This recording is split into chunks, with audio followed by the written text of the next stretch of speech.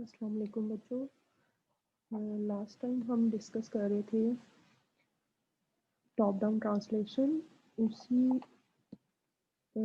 उसी टॉपिक के लिए मैं एक और एग्जांपल आज आप लोगों को पढ़ाने लगी हूँ। हम एक एग्जांपल ग्रामर लेंगे, प्रोडक्शन और सिमेंटिक रूल्स। ये मैं आपको ग्रामर के साथ जो इसकी डेफिनेशन है रूल्स की, जिसको हम कह रहे थे कि ये सिंटैक्स डायरेक्टेड डेफिनेशंस है, वो मैं साथ साथ आपको सिमेंटिक रूल्स के सेक्शन में बताऊंगी। ठीक है। T can be TL, T can be int, T can be real, L can be L comma I D, L can be I D. इनके रूल्स क्या बन जाएंगे? For D can be TL, here it is l dot inherit, इसका हमने attribute बनाया which is equal to t dot type। पहले थोड़ा सा ग्रामर को समझने के ग्रामर है क्या। Grammar is actually definition of variables which is equal to t is type, l is list of variables। यानी जब आप वेरिएबल डिफाइन करते हैं तो जो एक की टाइप होती है वही लिस्ट ऑफ वेरिएबल्स की टाइप बन जाती है। शुरू में आप एक ही टाइप देते हैं ना, फिर टाइप कौन कौन सी हो सकती है, इंट हो सकती है या फिर रियल हो सकती है। और लिस्ट ऑफ वेरिएबल्स क्या है? L comma I D, L is for repetition और आई डी मल्टीपल वेरिएबल्स की लिस्ट को हम हर वेरिएबल को यानी हम आईडी से रिप्रेजेंट कर रहे हैं। D can be T L क्या हो सकता है? L L dot inherit is equal to T dot type. फिर इसके लिए टी कैन बी इंट, तो यहाँ से हमें टी डॉट टाइप मिल रही है which is equal to T dot type is equal to integer. जब इस केस में इंटीजर होगी then T can be real को आप कह सकते हैं T dot type is equal to real, L can be L comma I D है, तो इसके लिए आपने यहाँ पे लिखना है L dot inherit is equal to L dot, ये जो राइट हैंड साइड पे एल है इसको वही टाइप मिलेगी जो इस एल की है जो कि लेफ्ट हैंड साइड पे है, एल डॉट इनहेरिट। और इसके साथ एक एक्शन ऐड हो रहा है यहाँ पे, वो कौन सा है? ऐड टाइप का एक्शन है। इसको दो पैरामीटर्स मिल रहे हैं, आई डी डॉट एंट्री जो कि इस आईडी का ये एंट्री जो है ये एट्रीब्यूट है, और उसके बाद एल डॉट इनहेरिट इसको मिल रहा है इस सेल से। देन लास्ट में है L can be I D. यहाँ पे भी आपका एड टाइप का एक्शन कॉल होगा जिसमें आई डी डॉट एंट्री जाएगी और एल डॉट इनहेरिट जाएगा।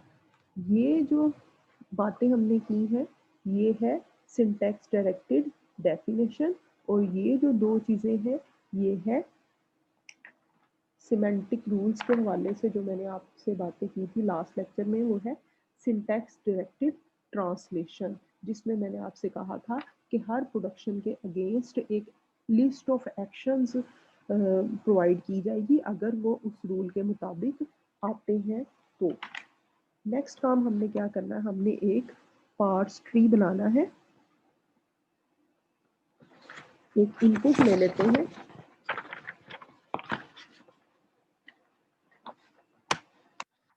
फॉर एग्जांपल हमारी इनपुट है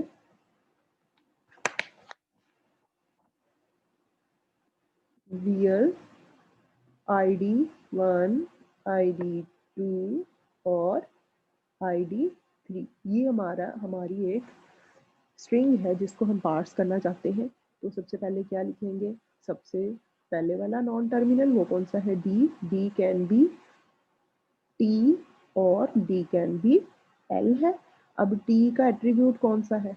टाइप, और एल का एट्रीब्यूट कौन सा है, इनहेरिट। अब टी डॉट टाइप यहाँ पे हमें क्या मिल रही है, रियल। और एल के लिए आपने क्या करना है, एल के लिए एक रूल आपने यहाँ पे प्रोडक्शन लिखनी है।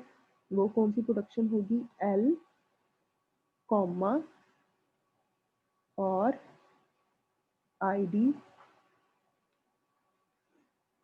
3। उसके बाद फिर ये एल जो है इसके मज़ीद प्रोडक्शंस रूल अप्लाई होंगे, एल कॉमा ID 2, और फिर ये वाला एल जो है ID 1। क्योंकि हम इस तरह से इवेलुएट करते हैं ब्रांचेस को, तो क्या होगा यहाँ पे सबसे पहले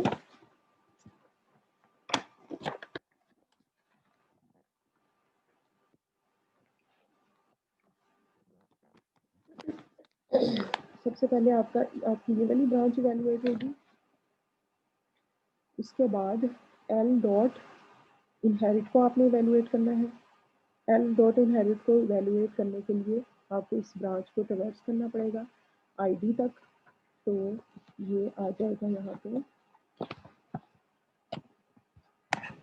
ID 1। यहाँ पे आपको इस सेल को कहाँ से वैल्यू मिलेगी, इस पेरेंट से। उसके बाद इस एल को इसके पेरेंट से, एल डॉट इनहेरिट, और फिर इस ID की जो एंट्री का एट्रीब्यूट है वो इसके पास जाएगा, और जो कि ID डॉट एंट्री का एट्रीब्यूट क्या था कि ये ID जो है वो रियल टाइप का है, तो इस एल ने वो इनहेरिट किया रियल, और जो कि इस सेल के पास जाएगा which is equal to real, और फिर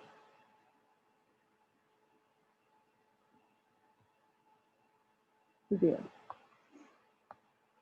बेसिकली ये जो रियल वाली इनहेरिटेंस है वो पेरेंट से चाइल्ड की तरफ आ रही है, और जो एंट्री है, एंट्री का मतलब ये है कि जब भी कोई वेरिएबल हम इंट्रोड्यूस करवाते हैं लिस्ट ऑफ वेरिएबल्स में, तो उसकी एंट्री मेमोरी में जाती है। तो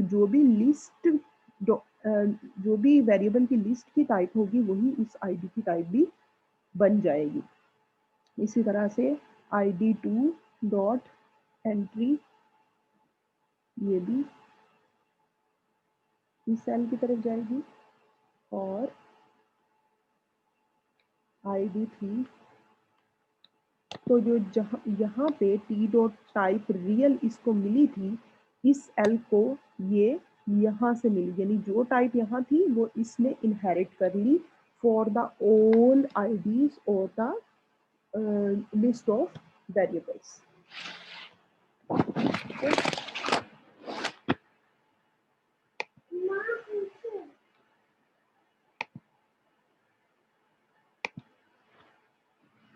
So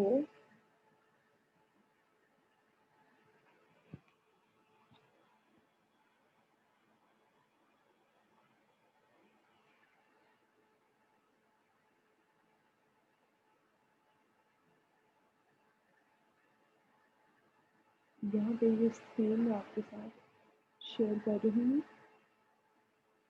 जो कि हमारी प्रेजेंटेशन की स्क्रीन है। यहाँ पे यही चीज़ आपको एक्सप्लेन की गई है।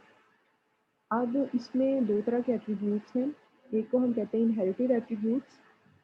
The value of the attribute of a node is defined by its parent or sibling or itself। यानी यहाँ पे जैसे आप देख रहे हैं कि टी डॉट टाइप जो अपनी रियल वैल्यू है वो लिस्ट यानी एल डॉट इनहेरिट को दे रहा है, जिसका मतलब है सिबलिंग ने सिबलिंग को डेटा ट्रांसफ़र किया है या वैल्यू ट्रांसफ़र की है। उसके बाद या फिर पेरेंट से ले सकता है या अपनी ही वैल्यू वो रिटेन कर सकता है। दूसरा, हमारे पास यहाँ पे दो तरह के एट्रीब्यूट्स हैं, जिसको हम कह सकते हैं कि ये सिंथेसाइज्ड एट्रीब्यूट्स है, या फिर ये जो अभी मैंने बताया इनहेरिटेड एट्रीब्यूट्स है। तो इस ग्रामर को दो तरह के एट्रीब्यूट्स होते हैं आपके पास, एस एट्रीब्यूटेड ग्रामर होती है या फिर एल एट्रीब्यूटेड ग्रामर होती है। एस एट्रीब्यूटेड ग्रामर क्या है?